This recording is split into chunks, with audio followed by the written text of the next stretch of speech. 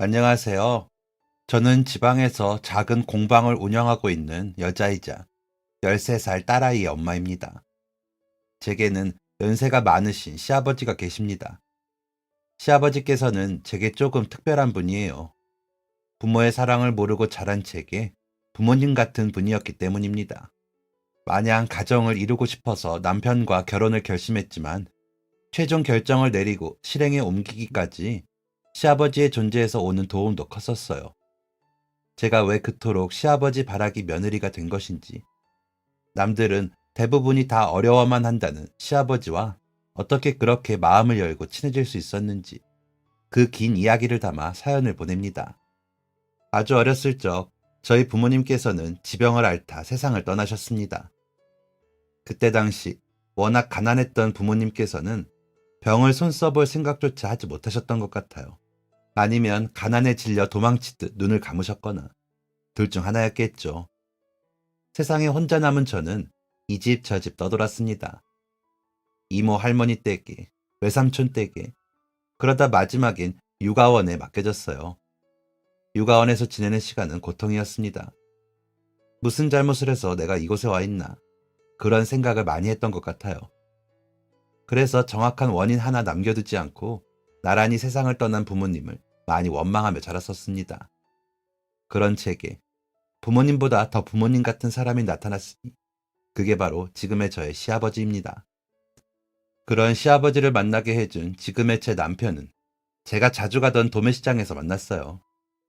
저는 19부터 다니던 회사를 관두고 혼자 공방을 운영하기 위해 도매시장을 기웃거리고 있었습니다. 사실 그 전부터 회사를 다니면서 취미로도 몇 번 작업을 해봤던 터라 도매시장은 이미 익숙했어요. 남편은 제가 자주 재료를 구매하러 갔던 곳의 재료 상인이었습니다. 저는 커다란 카페트나 작은 식탁보 같은 것들을 손수 만들어 공방을 차렸어요. 아주 작은 규모라 정말 저 하나 앉아서 제가 만든 물품들을 조금만 나열해도 꽉 차는 공간이었습니다. 그래도 그 공간 하나가 생긴 것이 얼마나 기쁘던지요. 하나도 장사가 되질 않는데도 저는 매일같이 재료를 사러 새벽 일찍 시장에 들렀답니다. 처음에는 취미 삼아 조금씩 구매하던 저를 기억하고 있던 그곳 상인이 점점 덜컥 여러 개를 구매하고 하니 은근슬쩍 말을 걸어왔습니다. 요즘 어떤 걸 만드시기에 이렇게 자주 오세요? 구매하시는 양도 부쩍 늘었고.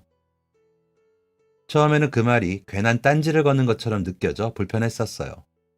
늘 혼자였고 사람들과 잘 어울리지 못하는 성격으로 커왔던 저는 어른이 되고 나서도 낯선 사람, 잘 알지 못하는 사람이 걸어오는 말들이 불편했었습니다. 회사 생활도 꾹 참고는 했지만 그런 것들이 늘 힘들었었고요. 그러다 제게 맞는 일을 찾은 게 공방이었습니다. 하루 종일 공방에 들어앉아 저만의 작품을 만들어내는 것. 물론 그때는 몰랐어요. 만들어 놓기만 하면 사람들이 알아서 사가는 줄 알았던 멍청한 시절이었음을 아주 인정한답니다.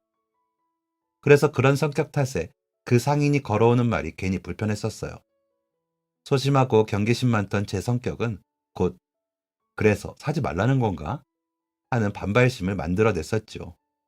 뚱하니 서서 아무 대꾸도 하지 않고 결제한 영수증을 기다리고 서 있는 제게 그 남자는 성격 좋은 웃음을 지으며 비닐봉투 하나를 내밀었습니다. 이게 뭐예요? 잔뜩 경계한 불편함이 고스란히 드러났을 제 표정을 보고도 남자는 눈 한 번을 깜빡하지 않더군요. 그러면서 서비스라고 한마디를 남기는데 그 모습이 정말 불편하고 싫으면서도 이상하게 마음이 갔습니다. 마음이 갔다고 하기보다 신경이 쓰였다고 하는 것이 그때 당시에 제 생각과 더 가까울지 모르겠네요. 지금 생각하면 저는 틀림없이 그 순간부터 그 남자에게 마음이 갔던 것이지만 말이에요. 정말 창피한 이야기지만 그 후로 저는 그 남자가 있는 도매상에 가지를 못했습니다. 그냥 다른 이유는 없었어요. 제게 아무렇지 않게 불쑥 아는 체를 해오던 그 남자가 불편해서였습니다. 서비스라고 비닐봉투에 넣어주었던 것은 심지어 바카스였어요. 사실 그때 그 바카스에 대해 멋대로 의미 부여를 했던 것 같아요. 후에 남편에게 물어보니 아무 의미 없었다는 말에 정말 부끄러웠었던 기억이 있어요. 그렇게 처음 며칠은 그게 신경 쓰여서 매장에 가지 못했고, 다음 며칠은 더 재료를 살 필요가 없어져서 매장에 가지 못했습니다. 아무것도 하지 않고 카페트만 주구장창 만들고 있으니 손님이 찾아와 줄 리 만무했거든요. 쌓여가는 카페트를 보며 좌절해야 했어요. 내 성격에 안 맞는 일이었구나. 포기가 답이라고 생각하면서도 어떻게 포기해야 할지 막막했죠. 그러던 중 버스 정류장에서 우연히 그 남자를 마주치게 되었습니다. 사실 그 사람이 정류장에 서 있는지도 몰랐었어요. 그런데 누가 대뜸 귀 옆에다 대고 "어, 맞죠?" 하고 소리치기에 고개를 돌려보니 그 남자가 서 있는 거예요. 당황하며 얼굴이 순식간에 새빨갛게 물들었습니다. 남자는 물었어요. 요즘 왜 매장에 오지 않는 것이냐고요. 사실 가장 가까운 대답은 당신이 불편해서요가 맞겠지만 그 말을 직접 할 수 있는 성격이 아니었습니다. 그래서 그냥 장사가 안 되어서요 하고 진실뿐인 거짓말을 내뱉었어요. 그랬더니 남자가 손뼉을 한번 짝 부딪히고는 장사하시는 줄 몰랐다고 말하더군요. 근데 그 말을 끝으로 버스가 도착할 때까지 한참 생각에 잠겨 있더라고요. 그러고는 제가 타는 버스를 따라 타면서 자기가 공방에 가보아도 되냐고 물어왔습니다. 솔직히 거절할 틈도 없었어요. 얼른 버스에 올라야 했으니까요. 얼떨결에 남자와 함께 버스에 올라타서 내가 공방하러 가는 건 어떻게 알았느냐 물으니 남자는 제 손을 가리켰습니다. 그러고 보니 제 손에는 온통 공방 가서 작업할 미완성 제품들이 들려 있었어요. 제가 당황하자 남자는 웃으며 어깨를 으쓱했습니다. 저 눈썰미 좋죠? 그때 그 사람의 한쪽 뺨에 작은 보조개 하나가 쏙 들어가는 것을 보았어요. 대화 한마디 섞을 일 없던 재료 상인의 얼굴을 그리 길게 쳐다본 것은 그때가 처음이었습니다. 자기 얼굴에 뭐 묻었냐며 능청을 떨던 남자가 얼마나 얄밉던지요. 결국 못 이기는 척 공방에 그 남자를 데려가고 말았습니다. 상가 가장 구석진 자리. 오가는 사람의 발길도 드문 조용한 공방. 저도 문제점은 어느 정도 알고 있었지만 다른 사람의 입을 통해 들으려니 긴장이 되었어요. 하지만 장사가 왜 안 되는지 자기가 한번 봐주겠다는 남자는 한눈에 보이는 단점을 말하지는 않고 엉뚱한 소리를 해댔습니다. 우와, 이거 진짜 직접 만든 거예요? 너무 예쁜데요. 이렇게 작은 공간에 이런 인테리어가 되다니 대단해요. 싱거운 소리였지만 그 말이 어쩐지 힘이 되더군요. 훗날 저는 남편이 나쁜 소리를 전혀 할 줄 모르는 사람이라 단점보다 장점만 늘어놓았다는 것을 알게 되었지만 남편이 돌려 말했던 그 아무것도 아닌 인사치레 같은 말이 제게는 결론적으로 큰 힘이 되었답니다. 저희가 가까워지게 된 것은 공방을 다 둘러보고 돌아서던 그 사람의 한마디 덕분이었어요. 장사 될 때까지 우리 집 재료는 무상으로 드릴게요. 얼토당토 않는 소리였습니다.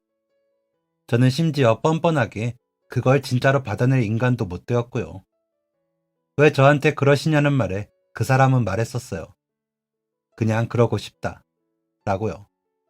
그 말이 사람을 그렇게 편하게 해주는 말인지 몰랐었습니다. 그 후 다시 찾은 도매시장에서 남자는 자기가 고민을 더 해봤다며 이야기를 꺼냈어요. 남자는 제게 이 자리는 별로예요. 라는 말 대신 저 자리는 어떨까요? 라고 말했고 이렇게 두니 산만하고 정신없어요. 라는 말 대신 이건 이래서 예쁘고 저건 저래서 예쁘니 이렇게 정리해서 두면 어떨까요? 라고 말했습니다. 그런 섬세한 모습에 마음이 가지 않을 사람은 없을 거예요. 저는 그렇게 그 남자에게 마음을 주었고 1년 동안 그런 묘한 짝사랑 같은 지인관계로 지냈다 5년의 연애를 하고 30을 앞두고서야 결혼을 하게 되었습니다. 시아버지와의 첫 만남은 결혼을 하기 훨씬 전이었어요. 공방도 장사가 조금 됐고 해서 기쁜 마음으로 남자친구의 매장에 발걸음했는데 자리를 지키고 있어야 할 남자친구 대신 웬 낯선 아저씨가 저를 맞이하였습니다. 사장님은요? 하고 묻는 저를 그 아저씨는 참 이상하다는 눈빛으로 쳐다보셨죠. 그때 어쩐지 대답을 하지 않는 아저씨의 뒤로 어딘가 다녀온 듯한 남자친구가 모습을 드러냈습니다. 왔어? 우리 아버지이셔. 그 말에 저는 돌덩이처럼 그 자리에 굳어버렸었습니다. 얼른 안녕하세요. 저는 이동수 여자친구 박민지입니다. 하고 씩씩하게 인사를 드려야 했는데 바보처럼 굳어버린 거예요. 저 아가는 누구냐? 시아버지께서는 그때부터 저를 아가라고 부르셨답니다. 사람마다 다르겠지만 저는 그 단어가 다정하고 좋더라고요. 훗날 왜 저를 아가라고 부르셨던 것이냐 여쭈니 그냥 제가 너무 작고 말라서였다고 하시더군요. 나중에는 못 먹고 자란 걸 알게 되시고 그게 안쓰러워 아가라고 부르게 되셨다고요. 어찌되었든 제게 아가라고 불리는 일은 그 말에 담긴 따뜻함에 절로 미소가 지어지는 일이었습니다. 남편은 6남매 중 막내였어요. 그래서 아버님께서도 저를 더 귀여워해 주셨던 것 같아요. 부모님께 받지 못했던 사소한 관심과 애정들을 그때 당시 시아버지께 참 많이 받았었습니다. 과분한 일이었고 정말 감사했지만 처음부터 마냥 좋지만 않았습니다. 앞서 말했듯 저는 굉장히 소심한 성격이었고 시아버지께서 친해지려 장난을 거시는 것을 하나도 받아들이지 못했기 때문이었죠. 하지만 시간이 흐를수록 제 속으로 점점 아버지가 계셨으면 이런 느낌일까? 하는 생각이 들어서 그리 대해주시는 시아버지께 저 또한 딸 같은 며느리가 되어드리고 싶어졌습니다. 그런데 사실 딸처럼 구는 법을 모르겠더군요. 그래서 처음이 너무 어렵고 힘들었었습니다. 남편을 만나 손님 대하는 법도 배우고 처음 보는 사람들과 작은 이야기를 시작하는 것도 많이 늘었지만 어려운 것은 어려운 것이었어요. 하지만 아버님께서는 그런 저를 나무라시거나 서운해하지 않으셨습니다. 그저 가만히 기다려주셨어요. 남편이 아버님을 닮아 사람이 착하고 순했구나 라는 것을 알고부터 시아버지가 더 존경스러웠던 것 같아요. 특별히 비싼 밥을 사드리지도 특별히 좋은 옷을 해드리지도 못하는 막내 며느리를 아버님께서는 참 살뜰히도 챙겨주셨습니다. 그런 아버님의 관심과 애정 덕분에 남편과 제가 더 행복할 수 있었다고 생각해요. 그렇게 저는 그런 행복 속에서 예쁜 딸아이를 낳게 되었답니다. 이름은 이유진. 서글서글한 눈매가 딱 제 아빠를 빼닮은 딸이었죠. 남편이 말하길 코와 입은 저를 닮았다 하더군요. 둘이 골고루 닮은 것 같아서 제 눈엔 더 예뻤습니다. 저희 부부만큼이나 아버님께서도 유진이를 무척이나 예뻐하셨어요.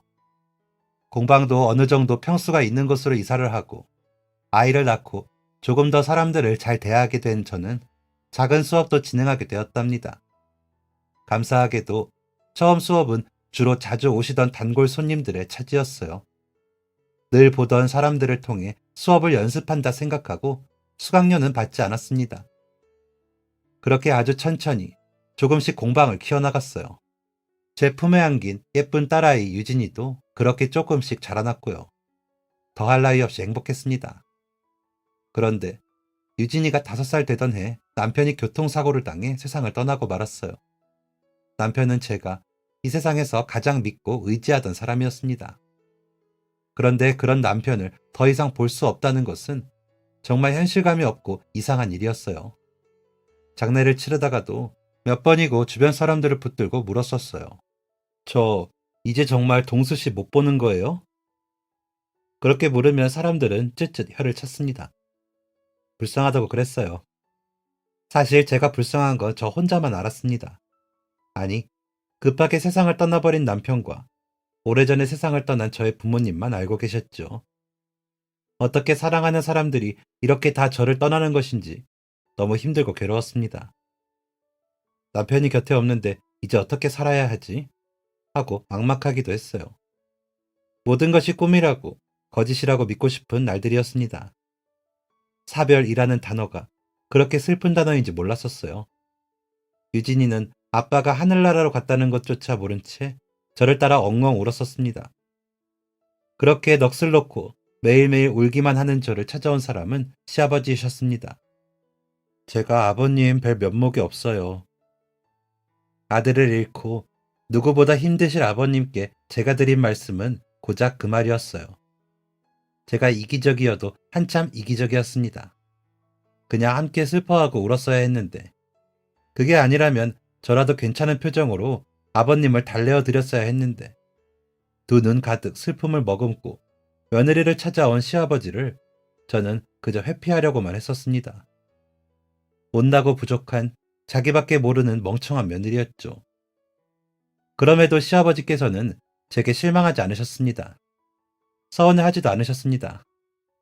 거의 문전박대를 당하신 것이나 다름없었던 그날의 기억은 몽땅 잊으신 것인지 아니면 예의 없던 그날의 저를 용서하시기로 했던 건지 다시 찾아오신 아버님의 손에는 죽 한 그릇과 포장한 닭발이 들려 있었습니다. 삼계탕을 푹 고아 만든 삼계죽과 남편과 자주 가던 시장에 매콤한 닭발이었어요. 아가, 너 이거 잘 먹잖아. 예전에 네 시어머니 기일 지나고 나 슬퍼할 때 너는 이거 먹으면 기분이 좀 괜찮아지더라며 이걸 사왔었잖아. 기억나느냐? 그래서 사오긴 했는데 지금 밥도 제대로 못 먹고 속이 안 좋을 걸 생각하니 부드러운 죽도 필요할 것 같아서. 죽은 내가 직접 한 건데 입맛에 맞는지 모르겠어. 닭발 한 입, 죽 한 입. 꼭 번갈아 가면서 먹으렴. 속 버릴까 걱정돼. 시아버지 말씀에 옛날 생각이 났습니다. 남편과 자주 가던 시장 닭발집. 아버님께서 힘들어 하신다는 남편의 말에 머리를 굴린다고 생각해낸 것이 겨우 제가 좋아하는 닭발 사가는 것이었던 그때의 기억들. 그냥 갈 테니 유진이랑 함께 먹으라고 댁으로 돌아가시려던 시아버지를 붙들어 식탁에 함께 앉았습니다. 그날 저는 닭발을 손에 들고 엉엉 울었습니다. 아버님 죄송해요. 제가 제 생각만 했어요. 아버님 마음도 찢어지고 아프셨을 텐데. 죄송해요, 아버님. 그리고 그런 못난 며느리 이렇게 챙겨주셔서 감사해요. 제가 더 잘할게요. 아버님께서는 그런 저를 따라 눈물을 흘리시는 와중에도 제가 닭발을 한 입 먹을 때마다 죽그릇을 내미셨습니다. 그럼 그게 또 죄송하고 고마워서 저는 또 엉엉 울었고요.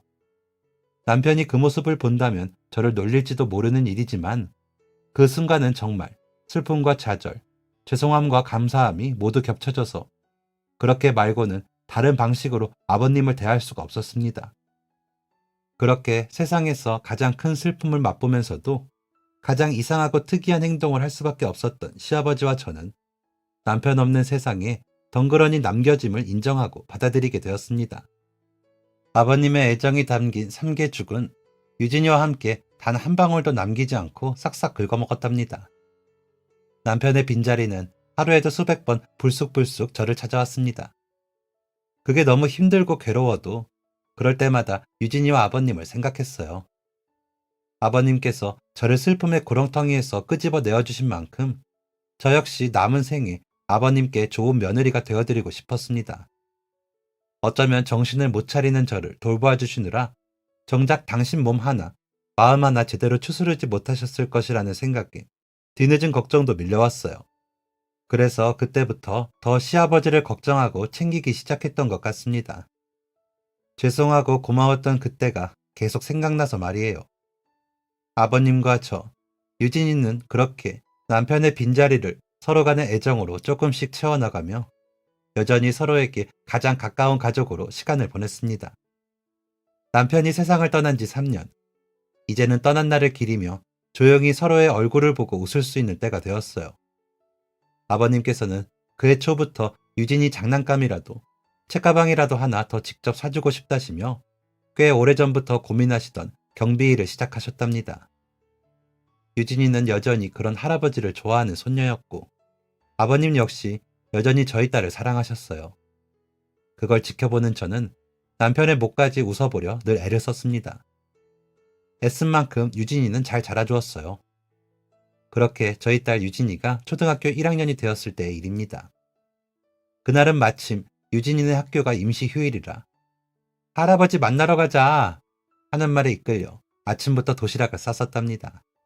그렇게 시아버지와 딸 유진이가 제일 좋아하는 유부초밥을 한가득 도시락에 만들어 챙기고 딸과 함께 도시락을 전해주러 가게 되었죠. 아버님께서 일하시는 아파트 경비실에 몰래 찾아가 소소한 깜짝 이벤트를 해드릴 계획이었습니다. 유진이는 할아버지랑 함께 유부초밥을 먹는 게 너무 좋다며 신이 났었어요. 저도 그런 유진이의 손을 잡고 시아버지의 경비실로 향하는 발걸음이 가벼웠습니다. 늘 궁금하기도 했었어요. 한 번도 근무하시는 아파트로 직접 찾아간 적이 없었기 때문이었죠. 그렇게 근무하신다던 경비 초소가 저 멀리 시야에 들어올 무렵 근처에 서 계시는 아버님이 보였습니다. 얼른 다가가 저희 왔어요 하고 놀라게 해드리려다가 아파트 주민과 대화를 나누고 있는 것 같기에 행여 일하시는데 방해가 될 것 같아서 딸 손을 붙들고 잠깐 멀리서 기다렸어요. 그런데 얼마 지나지 않아 한 여자의 높은 언성이 들려왔습니다. 놀라서 바라보니 아파트 주민에게 따귀를 맞고 있는 시아버지가 보였어요. 힘껏 올라간 손에 철썩하고 따귀를 때리는 소리가 들려오자 심장이 쿵 하고 바닥에 떨어지는 것 같았습니다. 놀라고 화가 나서 유진이의 손을 붙잡은 손이 덜덜 떨려오는데 아이가 먼저 할아버지! 하고 외치며 달려갔습니다. 저도 화가 나서 아이를 따라 달려갔어요. 감히 누구에게 손찌검을 한단 말입니까? 당장이라도 머리 끄덩이를 붙들고 혼쭐을 내주리라 그 짧은 순간 다짐했었습니다. 그런데 그때 시아버지의 따귀를 때렸던 그 몰상시간 아파트 주민이 제 딸아이를 보고 얼굴이 새하얗게 질려서는 벌벌 떨기 시작하는 것입니다. 죄송합니다. 벌벌 떠는 것도 모자라 제게 꾸벅 고개를 숙이며 사과를 하기까지 하는 그 아파트 주민에게 뭐 하는 짓이냐고 따져 묻기도 전에 얼굴이 어딘가 익숙하다는 느낌이 들었습니다. 어디서 봤지? 묘한 기분이 들려던 찰나 유진이의 말에 기가 막혀서 넋을 놓고 말았어요. 선생님, 왜 우리 할아버지 때려요? 시아버지께 손찌검을 한 여자는 바로 유진이네 담임 선생님이었습니다. 저도 입학식에서 얼굴을 본 적이 있기 때문에 낯이 있게 느껴졌으나 봅니다. 그 여자가 벌벌 떨던 이유는 다름 아닌 자신의 직책 때문이었던 것이었습니다. 선생이라는 직업을 가지고 자신보다 약한 사람에게 손을 올려 따귀를 때린 것도 모자라 하필 그것을 같은 반 학부형에게 들키고 말았으니 심지어 자신이 때린 사람이 자기가 가르치는 학생의 가족이었다니 두려웠겠죠. 그 일이 학교에 알려지기라도 한다면 자신이 입장이 곤란해질 테니 말입니다. 왜 우리 할아버지를 때리느냐는 유진이의 말에 여자는 아무 말도 하지 못하고 그저 기계처럼 죄송합니다 하는 말을 반복할 뿐이었습니다. 그게 짜증이 났던지 유진이가 목에 핏대를 세우며 곧 울음 터뜨릴 기세로 선생님, 왜 때렸냐고요? 하고 소리를 지르니 시아버지께서 그런 딸아이의 손을 잡아 어깨를 토닥이셨습니다. 세상 그 어떤 인간도 누군가로부터 하대받거나 손찌검을 당해야 할 이유가 없거든요. 그리고 저희 시아버지께서는 더욱이 누군가에게 그런 일을 당하실 분이 아니었습니다. 대체 무슨 일이 있었기에 자기보다 훨씬 연세 높은 어르신에게 손찌검을 한단 말입니까? 유진이가 묻는 말에는 대꾸도 하지 않은 채 저를 향해 죄송하다고만 하는 그 모습이 그저 가식적으로만 느껴졌어요. 그래서 저도 그 여자의 말에 들은 척도 해주지 않고 시아버지의 얼굴을 살피었습니다. 손이 얼마나 매웠는지 아버님 얼굴이 붉게 부풀어 오르고 손톱에 긁혀 상처까지 나 있었습니다. 아버님, 괜찮으세요? 일단 저쪽으로 저랑 같이 가세요. 가방에 가지고 다니는 연고가 있으니 그거라도 우선 발라드릴게요. 유진이가 늘 어디 가서 다치기 일수라 핸드백 속에 늘 연고를 가지고 다니던 때였습니다. 속이 상해 미칠 것 같았어요. 안 그래도 유진이 용돈 주시겠다는 핑계로 경비를 하시는 게 내내 마음에 걸렸었는데 만류에도 고집에 하시겠다고 하시니 며느리 된 도리로 속이 상했었는데 그 일을 하시다 이런 일까지 당하시니 머리 뚜껑이 열리기 직전이었죠. 누구든 제 마음을 공감하시리라 생각합니다. 모르는 사람이 그런 일을 당해 뉴스에 나와도 화가 나는데 제 가족을 건드리는 사람을 세상 그 누가 용서할 수 있겠습니까? 그렇게 시아버지를 모시고 경비실 쪽으로 향하려 하자 여자가 제 팔목을 붙들어 왔습니다. 저기 유진이 어머님 정말 죄송합니다. 유진이 할아버지 되시는 분인 줄 몰랐어요. 죄송해요. 그래도 최소한의 양심이 있는 사람이라면 사과를 할 때 이런 말이 먼저 나와서는 안 되지 않은가요? 사과하는 이유가 여자의 입을 통해 드러나니 더 화가 났습니다. 저는 쳐다보기도 싫은 그 얼굴을 쌩 하고 돌아보며 말했어요. 저희 아버님이 아니라 다른 분이라면 그런 식으로 때리고 하셔도 된다는 뜻이에요? 당신 학교 선생 아닌가요? 손찌검했어야 할 만한 타당한 이유가 있었다고 한다면 들어는 드릴게요. 말씀해 보세요. 뭐 때문에 이 밝은 대낮에 사람들 다 보는 아파트 주차장에서 경비로 일하시는 저희 아버님께 손을 들었는지. 너무 화가 나서 되도록이면 대화를 섞고 싶지도 않았지만 그런 식으로 나오니 터져 나오는 말이 참아지지도 않더군요. 목구멍까지 심장이 튀어올라와 큰 소리를 내며 펄떡이는 것 같은 기분이 들었습니다. 살면서 누군가에게 그렇게 화가 나본 것은 처음이었어요. 여자는 고개를 푹 숙인 채 중얼중얼 들리지 않는 소리로 대답을 하기 시작했습니다. 워낙 작은 목소리라 뭐라고 하는지 잘 들리지도 않았어요. 그러고 서 있는 1분 1초가 아까웠지만 그래도 유진이 담임이니 한 번은 이유라도 들어보자고 애써 눈을 꼭 감았습니다. 그런데 개념이 없으면 눈치라도 있어야 한다고 했던가요? 몰상식한 행동 뒤에 여자가 변명이라고 꺼내놓은 말들은 저를 더 화나게 만들었습니다. 그게 사실 저희 아파트는 원래부터 경비원들이 집에 쓰레기도 버려주고 하거든요. 몇 달 전에 일하던 경비원은 그런 걸 잘했어요. 근데 제가 어제 분명히 미리 집 앞에 내놓을 테니 버려달라. 손님 오니까 치워달라 말해뒀었는데 안 버린 거예요. 분명 제가 미리 말했었는데. 저도 답답한 마음에 그만. 때린 건 죄송합니다. 그래도 저희 아파트에 정해진 서비스 같은 것이기도 했고 해야 할 일 제대로 못하신 건 그분이에요. 그건 알아주셨으면 해요. 때린 건 다시 한번 죄송하고요. 그리고 학교에는 말씀하지 않으실 거죠? 여자가 처음 꺼내놓은 첫 마디부터가 문제였습니다. 원래부터 경비원에게 쓰레기를 버려주게 요청하다니요. 그래도 같은 인간으로서 어디까지는 이해해보려고 해도 이건 너무 상식 밖의 사고방식이었어요. 그런 사고방식을 가지고 있으니 몰상식한 행동을 하고 있는 것이었고 그런 상황에서조차 진짜 자신의 잘못을 뉘우치지 못하고 아버님께서 일을 못했다는 식으로 이야기를 한다는 게 어이가 없었습니다. 게다가 학교 이야기까지 하는 모습에 차분히 이야기를 들어보려고 했던 마음이 싹 사라지고 말았어요. 더 참아주고 싶지 않았습니다. 저기요, 경비원이 당신들 심부름하려고 출근하는 줄 알아요? 사람 위에 사람 없고 사람 아래 사람 없는 거예요. 지금 학교에 이야기할까 그게 걱정이에요? 정말 뭐가 먼저인지 무슨 잘못을 저질렀는지 전혀 모르시네요. 화가 나서 생각나는 대로 말을 막 뱉었습니다.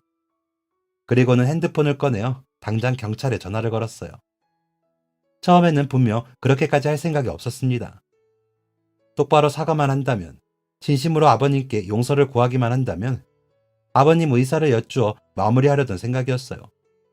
그런데 시아버지 상처를 치료해드리고 어떻게 하시고 싶은지를 여쭙기도 전에 여자가 제 성격을 건드리고 만 것입니다. 경찰을 부르면 당연히 학교에서 이 일을 모를 수가 없고 그렇게 되면 그 여자의 학교 생활도 순탄치 못할 것이라 생각이 들더군요.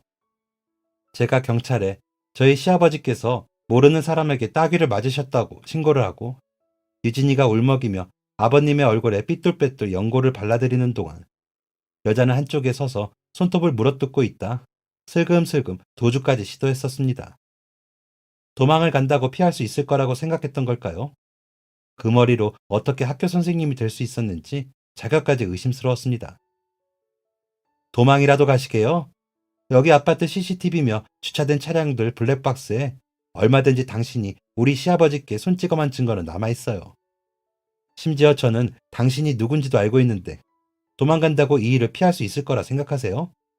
더 취해지기 전에 그냥 처벌 받으세요. 이미 늦었어요. 그런 대화를 하는 동안에도 선생이라는 그 여자는 자신이 손찌검을 한 당사자인 시아버지께 제대로 된 사과 한 번을 하지 않았답니다. 그래서 더 용서하고 싶지가 않았어요. 저희 아버지께 사과 안 하세요? 하고 묻고 싶은 걸 굳이 더 말을 섞어야 하나 싶은 마음에 묻지도 않고 있었습니다. 그런데 그때 유진이가 말했어요. 선생님, 저희 할아버지 아프게 한 거 어떻게 책임지실 거예요? 왜 할아버지한테 미안하다고 잘못했다고 안 해요? 학교에서 우리한테는 선생님 입으로 친구 때리면 사과해야 한다고, 사람 때리면 안 된다고 했으면서 목에 핏대를 세우고 할아버지를 자기 등 뒤에 가린 채 따져 묻는 유진이의 얼굴엔 저만큼이나 분노와 속상함이 가득했어요. 이제 겨우 초등학교 1학년이 된 유진이에게 여러모로 봐서는 안 될 것을 보여준 기분이 들었습니다. 작은 덩치로 당신 앞을 가로막고 서서 선생님을 향해 따박따박 따지고 드는 유진이를 아버님께서는 꼭 끌어안고 어깨를 토닥이셨습니다. 붉게 불어오른 아버님의 연약한 뺨이 가슴 아팠어요. 연세가 있어 이제 상처는 잘 아물지도 않고 당신이 좋으셔서 한여름이며 한겨울에도 굳이 경비일을 하시겠다 하더라도 늘 고우셨던 피부였습니다. 그런데 그런 얼굴을 감히 다치게 하다니 남편 생각이 절로 들었습니다. 그 모습을 봤다면 멀리서 얼마나 속상하고 가슴이 미어졌을까요? 속상하며 어쩔 줄 모르고 있을 닿지 않는 남편을 생각해서라도 그 여자를 제대로 벌받게 하고 싶었어요. 유진이의 악에 바친 항의에 그 여자는 입을 꾹 닫아버리더군요. 맞는 말만 하는 유진이에게 할 말이 있겠냐 싶냐마는 왠지 그 표정을 보아하니 지금 상황보다 그 다음 상황을 더 걱정하는 눈치였습니다. 경찰이 오고 학교에 알려지면 자신은 어떻게 될까 걱정하는 것이 눈에 보이니 제법 많이 괘씸하더군요. 그래서 유진이를 토닥이는 아버님께 다가가 여쭈었습니다. 아버님, 뺨이 많이 부어서 어떡해요. 저 정말 속상하고 너무 죄송해요. 그동안 아버님께서 이런 일을 겪으실 거라고는 생각조차 못했었어요. 또 이런 일이 있진 않으셨어요? 무조건 확인해야 했습니다. 여자가 했던 말처럼 아파트 자체가 경비원을 심부름꾼 부려먹듯 하는 곳이라면 그것까지 바로잡아야 속이 편할 것 같았기 때문이었어요. 그리고 혹여 저 여자의 손찌검이 처음인지 처음이 아닌지도 중요한 문제였고요. 아버님께서는 애써 미소 지으시며 화나고 속상한 마음에 소매 아래로 덜덜 떨리는 제 손을 어떻게 알아채시고 꼭 잡아주셨습니다. 아가, 내가 미안하다. 너하고 유진이한테 괜한 모습을 보여서 걱정이나 하게 만들고.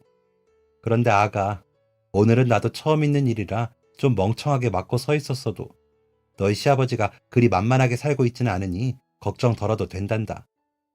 유진이 선생이라는 저 사람은 그리 말했지만 다른 주민들은 전혀 그런 것 없이 잘해주고 계셔. 걱정하게 해서 정말 미안해. 당신께서도 놀라고 당황하셨을 텐데 맞은 부위가 쓰라리고 속상하실 텐데 며느리 앞이고 손녀 앞이라고 애써 괜찮다 하시는 그 모습이 정말 마음 아프더군요. 저는 아버님께 그래도 도저히 아버님 얼굴에 손을 댄 저 여자를 용서할 수가 없어 경찰을 불렀다고 말씀드렸습니다. 그리고 경찰서에 가거들랑 저 여자가 선생님이라는 이름으로 아이들을 가르치는 일을 더 이상 할 수 없도록 할 것이라고도 말씀드렸어요. 누군가를 가르칠 자격이 없다 생각했습니다. 그리고 그건 저 혼자 판단하고 그치는 것이 아니라 경찰과 학교의 도움을 받아 잘못을 따져 묻고 그들도 판단할 수 있도록 하고 싶었어요. 가장 걱정하는 부분이 학교였으니 그 상황에서 제 눈치를 보며 사과를 했던 것이겠죠. 그걸 알고 나니 가장 적절한 처벌은 더 이상 학교 일을 할 수 없는 것이라는 생각이 들었습니다. 아버님께서는 그 여자를 한번 쳐다보셨다가 여전히 품에 안긴 채 할아버지를 걱정하며 눈물을 뚝뚝 흘리고 있는 유진이를 한번 보셨어요. 그러고는 조용히 고개를 끄덕이셨습니다. 곧이어 경찰이 도착했어요. 관심 없던 사람들이 경찰차가 들어서자 335 모여들었습니다. 그렇게 함께 경찰서로 향하는 동안에도 여자는 끝까지 황당한 헛소리를 하더군요.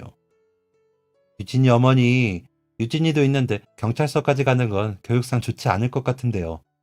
그리고 제가 여자고 연약한데 솔직히 이 손으로 때려봤자 아프면 얼마나 아팠겠어요. 그렇게 심하게 때린 것도 아닌데. 그래도 아무튼 용서를 구하고 싶습니다. 정말 이게 학교에 알려지기까지 할 일인지. 물론 죄송하긴 하지만 어머님께서 예민하신 것 같아요. 유진이 생각도 해주세요. 그 말을 들었을 땐 이 여자가 진짜 제정신이 아니구나 하는 생각이 들었습니다. 정상인이라면 그때 그 상황에서 그런 말을 도저히 할 수 없다고 생각했기 때문이었죠. 시아버지께서는 그 여자가 경우 없이 휘두른 손바닥에 얼굴에 상처까지 난 상황이었습니다. 그런데도 심하게 때리지 않았다는 둥, 제가 예민하다는 둥, 심하게 때렸건 그러지 않았던 건 간에 행동 자체가 잘못되었다는 생각을 못하는 것이 분명했어요. 그리고 나쁜 짓 하면 경찰서 가는 게 당연한 건데 나쁜 짓 하면 경찰서 가서 벌 받는 게 당연한 건데. 선생님, 저희 엄마가 예민한 게 아니고요. 선생님이 저희 할아버지 아프게 하고 잘못했으니까 경찰서 가서 벌 받아야 하는 거잖아요. 제 아이라서가 아니라 이렇게 똑부러지게 말하는 유진이에게 경찰서를 가게 하는 것이 교육상 좋지 못하다는 말이나 하는 사람을 더 선생이라고 보기 어려웠습니다. 오히려 유진이는 그런 상황 자체를 충격받거나 두려워하지 않고 때리는 건 나쁜 것, 나쁜 짓을 했으니 경찰서에서 벌 받는 것이라며 배운 것들을 되짚어갔어요. 그런 유진이가 기특하다는 생각이 드니 더 저런 여자에게서 뭔가를 배우게 둘 수 없다는 마음이 들었죠. 그런데도 조사를 받는 동안에 여자는 내내 불편하다는 듯한 태도를 보였습니다. 한편으로는 이해가 되지 않기도 했어요. 진심으로 뉘우치는 모습이라도 보여주는 게 더 좋은 행동 아닌가? 그걸 몰라서 계속 삐딱하게 나오는 건가? 아무렴 더는 저와 상관없는 일이었지만요. 이야기를 쭉 듣던 경찰관이 마지막으로 피해자분께 제대로 사과할 마음이 있느냐고 여자에게 물었습니다. 그랬더니 그제야 여자가 무언가 깨달았다는 듯 아버님을 향해 고개를 조아렸습니다. 죄송합니다. 정말 죄송합니다. 아버님의 따귀를 때린 여자로부터 그렇게 뒤늦게 사과를 받게 되신 것입니다. 별 내용 없는 사과를 가만히 듣던 아버님께서는 그 여자에게 이렇게 말씀하셨습니다. 살면서 나 같은 사람 또 만나거든. 그땐 절대 그러지 마요. 그 한마디에 눈물이 날 것 같다가도 이상하게 속이 후련했어요. 원체 나쁜 말을 못 하시던 분이었습니다.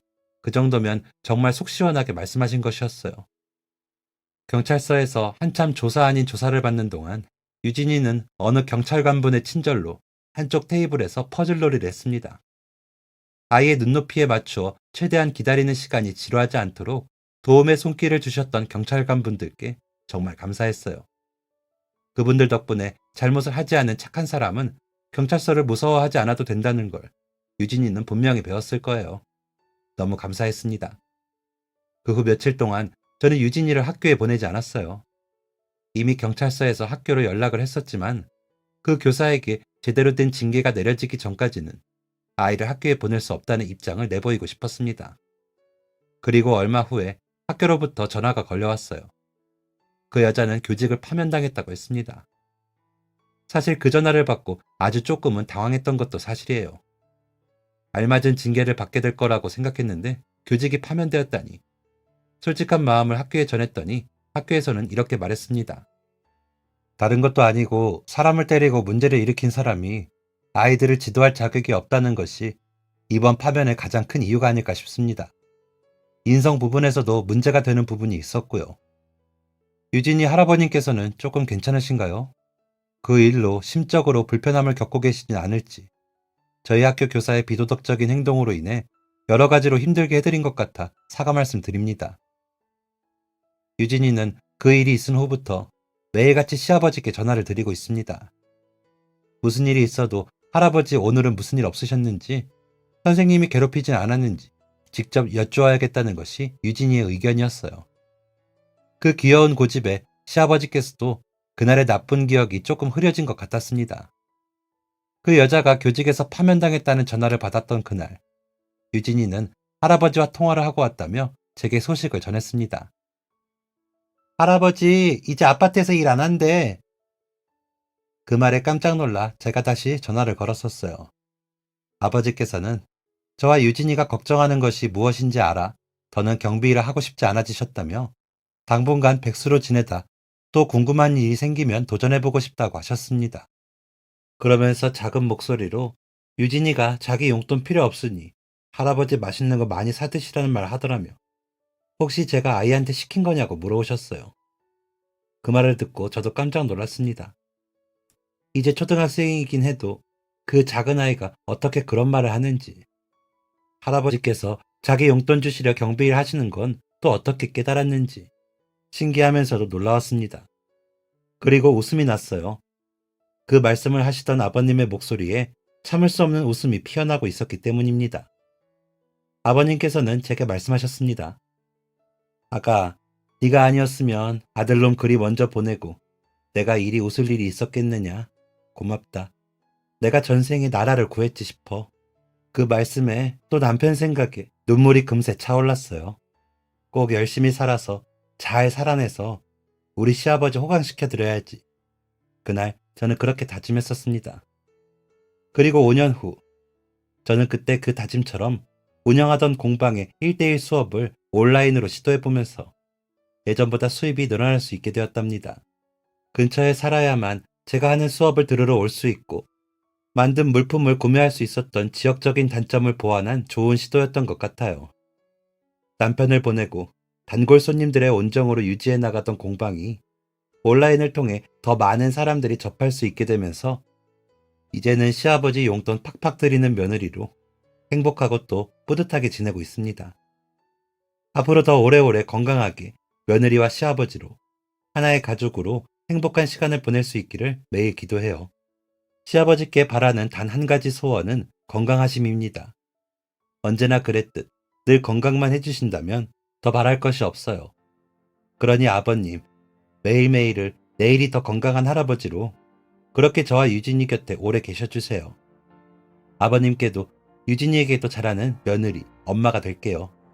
조금만 더 일찍, 조금만 더 많은 돈을 벌어 아버님께 효도할 수 있었더라면 얼마나 좋았을까 하는 생각이 듭니다.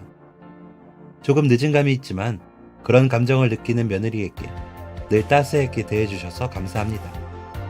처음 배웠을 때부터 남편을 떠나보내고 괴로이 세상에 남았을 때까지 언제나 제 곁에 아버님께서 함께 해주셨기에 모든 아픈 기억들을 이겨낼 수 있었습니다.